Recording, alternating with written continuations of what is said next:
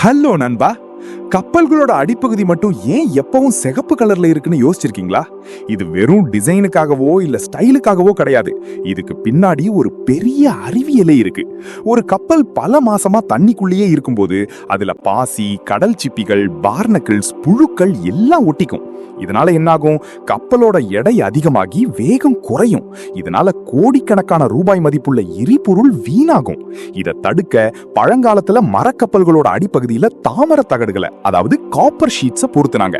ஏன்னா தாமரத்துல இருக்கிற நச்சுத்தன்மை, டாக்ஸிசிட்டி எந்த ஒரு கடல் உயிரினத்தையும் கப்பல்ல ஒட்ட விடாது.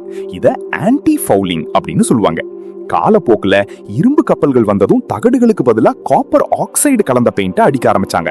இந்த காப்பர் ஆக்சைடு இயற்கையாகவே சிகப்பு நிறத்துல இருக்கும். அதனாலதான் கப்பலோட அடிப்பகுதி சிகப்பா மாறுச்சு. இப்போ எந்த கலர்ல வேணாலும் பெயிண்ட் அடிக்கலாம். ஆனா சிகப்பு கலர் ஒரு பாரம்பரியமாவும் கப்பலோட லோட் லைனை ஈஸியா கண்டுபிடிக்கவும் பயன்படுது. இத பத்தின ஃபுல் வீடியோ நம்ம சேனல்ல இருக்கு. அதை பார்க்கணும்னா கீழே உள்ள ப்ளே பட்டனை கிளிக் பண்ணுங்க. இந்த வீடியோ உங்களுக்கு பிடிச்சிருந்தா லைக் பண்ணுங்க, ஷேர் பண்ணுங்க. இந்த மாதிரி சின்ன சின்ன விஷயத்துக்கு பின்னாடி உள்ள உண்மையான காரணங்களை பத்தி தினமும் நீங்க தெரிஞ்சுக்கணும்னா நம்ம சேனலை மறக்காம சப்ஸ்கிரைப் பண்ணிக்கோங்க. தேங்க்ஸ் ஃபார் வாட்சிங் அண்ட் ஸ்டே கியூரியஸ்.